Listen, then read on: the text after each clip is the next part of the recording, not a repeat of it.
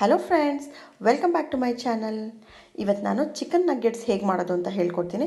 ಇದು ತುಂಬ ಕ್ರಿಸ್ಪಿಯಾಗಿರುತ್ತೆ, ಜಾಸ್ತಿ ಸ್ಪೈಸಿ ಆಗಿರಲ್ಲ ಅಂತ ಮಕ್ಕಳು ತುಂಬ ಇಷ್ಟಪಟ್ಟು ತಿಂತಾರೆ ಇದನ್ನ.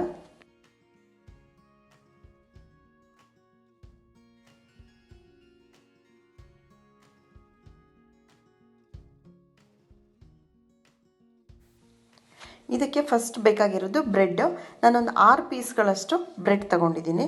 ಅದನ್ನ ಸೈಡ್ ಎಡ್ಜಸ್ ಎಲ್ಲ ಕಟ್ ಮಾಡಿಬಿಟ್ಟು ಮಧ್ಯದ ಮಾತ್ರ ಹಾಕಬೇಕು. ಎಡ್ಜಸ್ ಸ್ವಲ್ಪ ಹಾರ್ಡ್ ಇರುತ್ತೆ, ಹಾಗಾಗಿ ಅದನ್ನ ಕಟ್ ಮಾಡಿ ತೆಗೆದ್ಬಿಟ್ಟು ಮಧ್ಯದ ಸಾಫ್ಟ್ ಪೀಸಸ್ನ ಮಾತ್ರ ಚಿಕ್ಕ ಚಿಕ್ಕ ಪೀಸಸ್ ಆಗಿ ಕಟ್ ಮಾಡ್ಕೋಬೇಕು.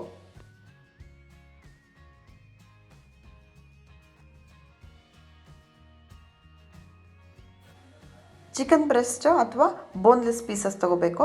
ನಾನು ಬರೀ ಬೋನ್ಲೆಸ್ ಪೀಸಸ್ ತೊಗೊಂಡಿದ್ದೀನಿ. ಕಟ್ ಮಾಡಿರೋ ಬ್ರೆಡ್ ಪೀಸಸ್ನೆಲ್ಲ ಫಸ್ಟು ಒಂದು ಮಿಕ್ಸಿ ಜಾರಿಗೆ ಹಾಕ್ಬಿಟ್ಟು ಪೌಡರ್ ಮಾಡ್ಕೋಬೇಕು.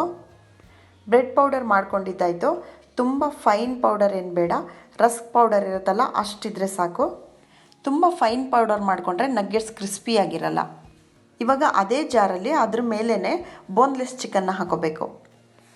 ಗ್ರೈಂಡ್ ಮಾಡೋಕ್ಕೆ ಮುಂಚೆ ನಾವು ಜಿಂಜರ್ ಗಾರ್ಲಿಕ್ ಪೇಸ್ಟ್ 1 ಸ್ಪೂನು, ಅರ್ಧ ಟೀ ಸ್ಪೂನು ಮೆಣಸಿನ ಪುಡಿ, ಅರ್ಧ ಟೀ ಸ್ಪೂನು ಅಚ್ಕಾರದ ಪುಡಿ, 1 teaspoon lemon juice, 1 teaspoon soya sauce, ಟೇಸ್ಟಿಗೆ ಬೇಕಾಗಿರೋಷ್ಟು ಉಪ್ಪು ಹಾಕೊಂಡ್ಬಿಟ್ಟು ಮಿಕ್ಸಿಯಲ್ಲಿ 1-2 ರೌಂಡ್ ಗ್ರೈಂಡ್ ಮಾಡ್ಕೋಬೇಕು. ಅದು ಮುಟ್ಟಿದಾಗ ಈ ಕನ್ಸಿಸ್ಟೆನ್ಸಿ ಇರಬೇಕು. ಇವಾಗ ಒಂದು ಬೌಲಲ್ಲಿ 2 ಮೊಟ್ಟೆಗಳನ್ನ ತೊಗೊಂಡು ಒಡೆದ್ಬಿಟ್ಟು ಅದನ್ನ ಬೀಟ್ ಮಾಡ್ಕೋಬೇಕು. ಎಲ್ಲೋ ಹಾಕ್ಕೊಳ್ಳೋದು ಯಾರಿಗೂ ಇಷ್ಟ ಇರಲ್ಲ, ಅವ್ರು ಎಗ್ ವೈಟ್ ಮಾತ್ರ ಹಾಕೋಬೋದು. ಈಗ ಬ್ರೆಡ್ ಪೌಡರ್ನ ಒಂದು ಬೌಲಲ್ಲಿ ಹಾಕಿಟ್ಕೊಂಡಿದ್ದೀನಿ. ಪಕ್ಕದಲ್ಲೇ ಬೀಟ್ ಮಾಡಿರೋ ಎಗ್ ಇಟ್ಕೊಂಡಿದ್ದೀನಿ. ಇವಾಗ ಗ್ರೈಂಡ್ ಮಾಡಿರೋ ಚಿಕನ್ನಲ್ಲಿ ನಗ್ಗೆಟ್ಸ್ ನಮ್ಗೆ ಯಾವ ಶೇಪಲ್ಲಿ ಬೇಕೋ ಆ ಶೇಪಲ್ಲಿ ಮಾಡ್ಕೋಬೋದು. ರೌಂಡ್ ಮಾಡ್ಬೋದು, ಸ್ಕ್ವಯರು, ನಿಮ್ಗೆ ಹೇಗೆ ಬೇಕೋ ಹಾಗೆ ಮಾಡ್ಕೋಬೋದು. ಇದನ್ನು ಬೀಟ್ ಮಾಡಿರೋ ಎಗ್ ಒಳಗೆ ಹಾಕಿ ಡಿಪ್ ಮಾಡಿಬಿಟ್ಟು ತೆಗಿಬೇಕು. ಎಗ್ನ ನಾವು ಬೈಂಡಿಂಗಿಗೋಸ್ಕರ ಹಾಕ್ಕೊಳ್ಳೋದು. ಇದನ್ನು ಬ್ರೆಡ್ ಪೌಡರಲ್ಲಿ ಹಾಕಿಬಿಟ್ಟು ನಗ್ಗೆಟ್ಸ್ ಸುತ್ತ ಬ್ರೆಡ್ ಪೌಡರ್ ಅಂಟಿರೋ ಥರ ಹೊರಳಿಸ್ಬೇಕು. ಇದನ್ನು ಬಾಕ್ಸಿಗೆ ಜೋಡಿಸ್ತೀನಿ. ಇದೇ ಥರ ಎಲ್ಲ ಉಂಡೆಗಳನ್ನೂ ಒಂದು ಸಲ ಮಾಡಿಟ್ಕೊಂಡು ಆಮೇಲೆ ಒಂದೇ ಸಲ ಡೀಪ್ ಫ್ರೈ ಮಾಡ್ತೀನಿ.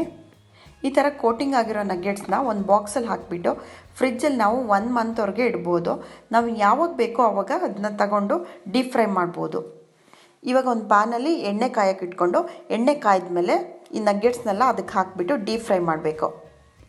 ಒಂದು ಸೈಡ್ ಬೆಂದಮೇಲೆ ಇನ್ನೊಂದು ಸೈಡ್ ಮಗ್ಚಿಬಿಟ್ಟು ಬೇಯಿಸಬೇಕು. ಮೀಡಿಯಮ್ ಫ್ಲೇಮಲ್ಲೇ ಗೋಲ್ಡನ್ ಬ್ರೌನ್ ಬರೋ ತನಕ ಬೇಯಿಸಬೇಕು. ಚಿಕನ್ ನಗ್ಗೆಟ್ಸ್ ರೆಡಿಯಾಗಿದೆ. ಇದನ್ನ ನೀವು ಟೊಮ್ಯಾಟೊ ಸಾಸ್ ಜೊತೆ ತಿನ್ಬೋದು.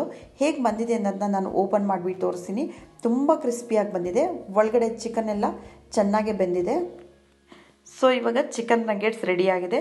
ತುಂಬ ಸಿಂಪಲ್ ಆಗಿರೋ ಈ ರೆಸಿಪಿ ನಿಮ್ಗೆ ಇಷ್ಟ ಆಯಿತು ಅಂತ ಅಂದ್ಕೊಂಡಿದ್ದೀನಿ. Thank you for watching friends.